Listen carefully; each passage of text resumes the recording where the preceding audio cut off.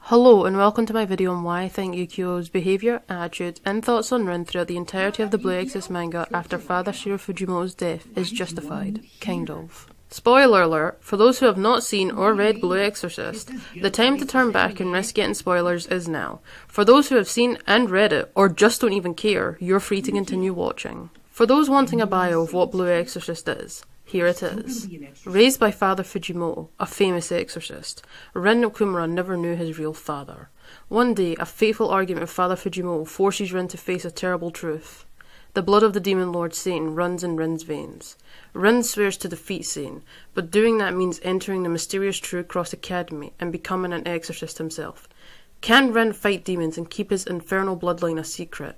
It won't be easy, especially when drawing his father's sword releases the demonic power within him. Totally did not read that off of the back of a manga. So, to begin now, what do we know about the Okumura twins? The eldest twin is called Rin Okumura, whereas the youngest twin is called Yukio Okumura. Obviously. Rin is more demonic and Yukio is more human. One wears glasses, the other does not. One has a demonic tail, ears and fangs, and the other does not. Now, let's see what we know about how they view and see each other. For Rin, he looked up to, respects, and even envies Yukio, all because Yukio is the more human of them, something that he wants. Yukio, on the other hand, in the beginning, when little, looked up to and idolised Rin. However, that pretty much changed when their father died, with Yukio becoming more colder and harsher with Rin.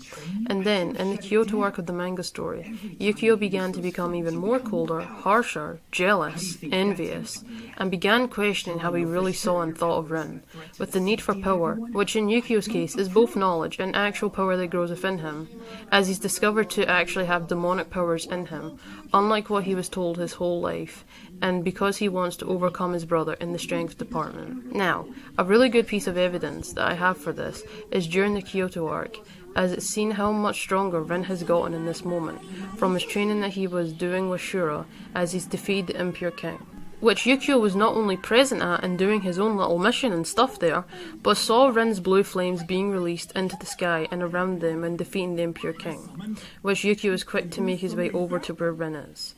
To which Rin is busy celebrating his success and using his flames for a good purpose and victory over the Impure King, saving Kyoto. However, that celebrating and boasting is short-lived when Yukio makes it to where Rin is, as the younger Okumura is quick to punch the older Okumura in the face. And quite harshly looking too. During this point, Yukio is yelling and telling Rin how he needs to wisen up and be more serious, as Rin is in trouble with the Vatican now. Which Rin then reminds Yukio how he's the son of Satan and how he can't escape himself or his powers, and how he comes to accept that fact and realise the only way he'll improve and move forward is by being confident using his flames and accepting that part of him, which he hopes and expresses Yukio will do and is capable of doing too. Now, to me, when reading this arc in the manga, was the turning point in the story, but not just for the plot side of things, but for Rin and even Yukio mainly. Now, for the evidence that I gave previously there for how and why it justifies Yukio's actions and words here, as to being okayish, in a way, is due to what was happening previously with Yukio then. As before the whole defeating of the Impure King, the celebrating, and Yukio punching Rin in the face, Yukio had to deal with another person who had been questioning and taunting him.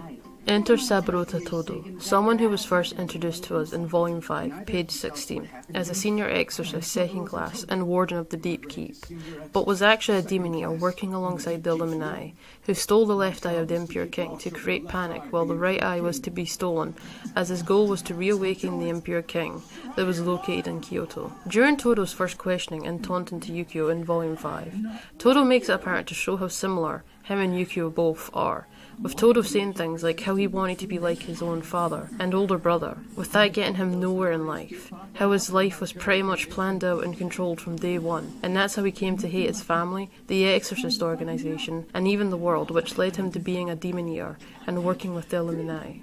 While Todo says all this, Yukio just states how weak and how Todo allowed for a demon to, quote, seduce him, to which Todo replied to Yukio saying, "There's weakness in the hearts of all humans. Are you afraid to acknowledge yours, boy?" This really startles Yukio so much that he begins remembering Todo's words and having them being said alongside his own memories of his childhood, making Yukio think what Todo said about them being similar to be true. Later on in Volume 8, pages 1 to 4, when Todo taunts Yukio again for a reaction, Todo makes it apparent to ask about how Yukio's brother is doing, to which Yukio doesn't reply with anything at first, prompting Todo to attack Yukio and ask the same question again. Now why would being asked about Rin annoy Yukio?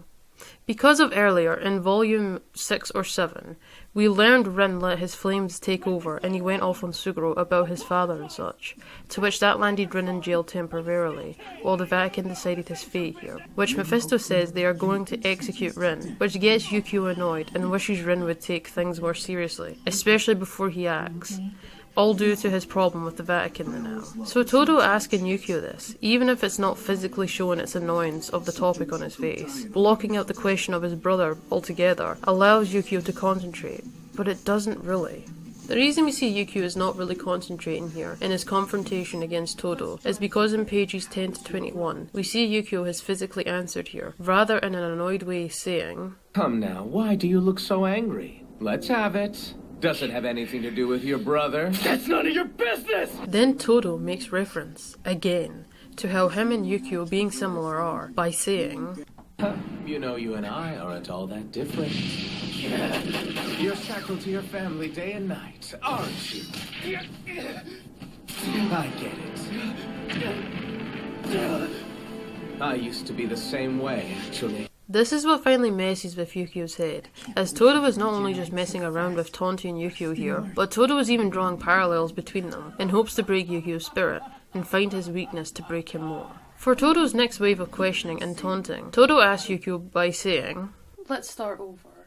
Do you have any hobbies? Or a dream perhaps?" This in turn confused Yukio and began irritating him, before Todo continued on saying how Yukio wanted to be a doctor, how Shiro had a physician's license, how Shiro had both a dragoon and doctor maester as well as Yukio did, and how Shiro was good at both, then how Yukio would go on to get all the other maesters like Shiro did, basically making Yukio out to sound like a carbon copy of Shiro. And this point is emphasized by Todo saying, Your life is nothing more than a carbon copy of his. The main thing which gets to Yukio is when Todo brings up Yukio's family by talking about Shiro and Rin, saying, The father who once guided your every move is no more. The only family you have now is your big brother. If he died, what would happen to you? You'd have nothing left and you'd be alone.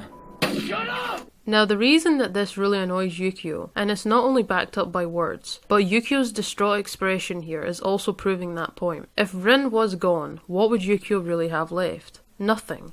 Yukio would be all alone, like what Todo is getting at, and Yukio is scared of that. And Todo furthers this point by also pointing out the difference in how Shiro treated Yukio and Rin, saying how, Your father always treated your brother like he was special. And how did he treat you? I'm sure he was strict and made you work extra hard so you could become an exorcist like him. Or maybe he raised you that way to serve another purpose, to protect his favorite son. No! Clearly Todo is trying to break Yukio's spirit here more, and it's showing to work, kind of, as Yukio is shouting and denying this pretty hard, making it seem like what Todo is saying has some truth to it. And after that, furthering on this point of the treatment given to both Yukio and Rin by Shiro, is by Todo saying, You're not even aiming. It's obvious you're upset. I don't blame you. I'm sure the thoughts crossed your mind many times, even now. Why do you have to be the one to protect Rin? It must feel awful, especially since he doesn't know how much you've suffered. It's okay to say it's not fair. It's okay to say you can't stand this anymore. It's okay to say you hate your brother. And you do, don't you? However, Yukio denies this fact of hating Rin, as Yukio instead says, The truth is, I love my brother, and hate him. But what I hate more is how weak and helpless I used to be. In the end, the person I hate the most is myself! Now going back to what I said Yukio wanted previously, which is power and knowledge and physical power itself, Yukio is clearly saying here how he feels both physically and mentally weak, and how that he hates it and wants to change it. Later on, in Volume 8, page 99, Yukio's demonic power awakens, just as he's nearly about to be killed, as Yukio's eyes begin to glow a similar blue with some flames to them, like Rin's does, when he's using his demonic power. But what's interesting about this is when Todo says, Those eyes. They don't belong to you, do they? And this is the whole main drive to which gets Yukio wanting to have knowledge and power and get more powerful. Now enter Lucifer, King of Light, who is the first power in Gehenna and leader of the Illuminati. Lucifer's interest in Yukio is apparent from the start, and it's all because of what Todo says about Yukio, as in volume 15, pages 162 to 170, with Lucifer saying things to Yukio like, "Todo was right. You are interesting. I want you. I would welcome you to the Illuminati." And saying another thing like, "If the Knights of the True Cross notice your eyes, they will confine you for research, or execute you. You are weak." And then by saying, "I can give you power. I can awaken your true potential. Do you not wish to know the mystery behind your eyes and the secret of your birth? In that truth there is power. I want to save you." And then finally by Lucifer saying, "Your heart is not strong." Lucifer is saying all this as he knows what Yukio is after and what Yukio is needing. Power, knowledge. As like what Lucifer said, in that power there is truth. And unlike Mephisto, as Mephisto and Lucifer took advantage of Yukio's hunger for power and knowledge in their own ways, Lucifer chose the high road and was enticing Yukio to come and join him, whereas Mephisto likes to apparently tiptoe around what Yukio questions and is seeking for, as Yukio is having this thought when asking Mephisto about why Mephisto allowed Rin to live and be trained. "This is my chance.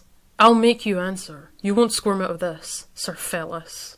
Now this isn't all the information, evidence, and even thoughts I have as to why I'm trying to justify Yukio, as I can explain more in another video, and hopefully, as we keep doing this, figure out a motive as to why Yukio does what he does, even if it's not a correct one. But until next time, like and subscribe if you found what I talked about to be of interest, and finally thanks for listening and watching. See you next video.